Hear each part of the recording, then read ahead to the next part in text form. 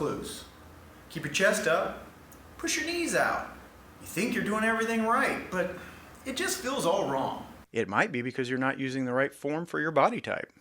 When it comes to lifting weights, there are two major factors to consider: balance and moments, both of which you learned about in high school physics class. Technically, you're balanced when your center of gravity, or most of your mass, a nice way to say it, is positioned above your base, or where you're connected to the ground.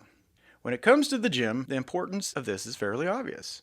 You're going to have a hard time making any progress if you topple over every time you pick up a weight. Moments are a little less straightforward. Moments in physics have relatively little to do with time. Instead, they measure the turning force around a pivot. The example of a teeter-totter works best. The more length one moment arm has over the other, the more mechanical advantage is produced. Hence, the little guy is able to lift the less fit individual in this illustration.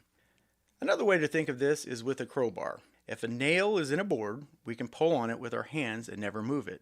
But with a crowbar, you won't need as much elbow grease. Just apply a bit of force to the end of the handle and voila, it comes loose. This is due to the moment. By using a crowbar, the force you exert is much further from both the nail and the pivot, also called a fulcrum, so there's a larger turning force, or moment, making things much easier. When it comes to lifting weights, the goal is to minimize moments around all the relevant joints, keeping your center of gravity above you so you stay stable. After all, it's hard enough fighting gravity, let alone biomechanical inefficiencies. This is where individual anatomy comes into play. How you reduce moments around your joints depends on how long your limbs are, your relative muscle strength. For example, let's look at the squat. The squat recruits two main pivots, your hips and your knee joints. Two main levers, your femur and your torso. If you have long legs and a short torso, the challenges you face are going to be very, very different than someone with short legs and a long torso.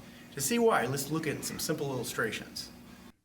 As you can see from the image, the person with long legs and short torso has to bend a lot more to keep their center of gravity above their base. Because of this, they have to fight against larger moments and need to work a lot harder to avoid tipping forward.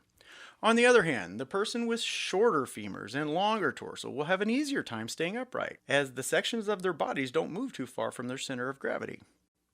Let's compare two real body types. We'll call him Sean Long and Sean Stout. As you can see, Sean Long has a much more pronounced forward lean in order to keep his mass centered. So he either needs superhuman hip mobility, or he must lift a lower weight, or not squat as far. So Sean Stout has a definite mechanical advantage in weightlifting, although maybe not in basketball. How about another exercise example? Bench press? Sean Long and Sean Stout. Let's think crowbar. Look at the arms. If the upper arm is longer than the forearm, what do we have? Yep, a crowbar, a mechanical advantage. So again, Sean Stout has more mechanical advantage. Take another look. They are at the bottom of the bench press cycle. Note how deep each one's elbow drops. The further they drop from 90-degree angle, the less efficient the lift will be. Two things can cause this. One, really long upper arms, such as Sean Long. Or two, a lanky chest versus a barrel chest. Once again, Sean Stout has a mechanical advantage in not having to push the bar as far. One last example, bicep curls. Answer this question: whose arm looks more like a crowbar? That's right, Sean Stout has a shorter forearm and more closely represents the crowbar. Okay, I think we have it down, but I'm feeling the need to throw a little math in. Don't worry, it'll be painless. Basic math for mechanical advantage. Just remember that the arm and the moment are the same thing. You can see the length is relative to the weight equally. Okay, that's it. Enough math. You took your medicine. Like a champ, by the way. Of course, there's other factors that affect form. First, there's the issue of injuries. If you're recovering from an injury or you have a sensitive area, your best option might be to alter your form to avoid aggravating that area.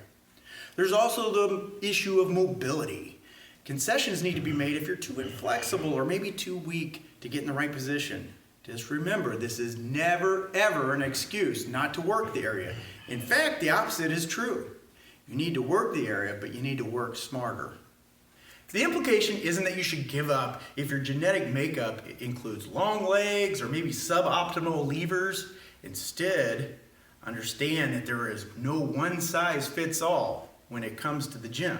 The right way is the way that you feel comfortable with and allows you to minimize the effort and energy you're using in moving the weight the way it's supposed to go. There are a few simple modifications to squats, bench press, and curls that can help kickstart your progress in the right direction.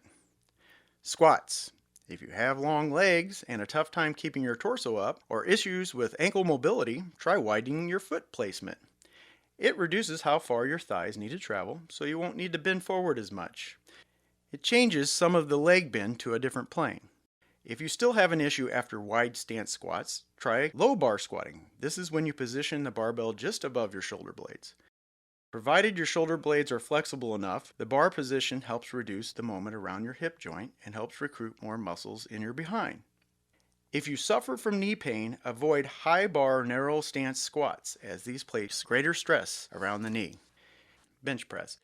To decrease the drop below the chest, put a rolled up towel under your back so your chest sits higher and your arm does not drop below 90 degrees, the RAD power zone. Try decline press if you have shoulder issues or have longer arms. Bicep curls. If you have longer arms or elbow issues, try curling hands in towards the body at the apex of the motion to reduce the moment length. Remember, keep the core squeezed tight and the bottom, the center of gravity, under you. If you suffer from elbow pain, avoid easy curl bars and try straight bar. Thanks for watching. While the explanations I've given might be a little rudimentary, I hope this shows you how physics can affect your form in the gym.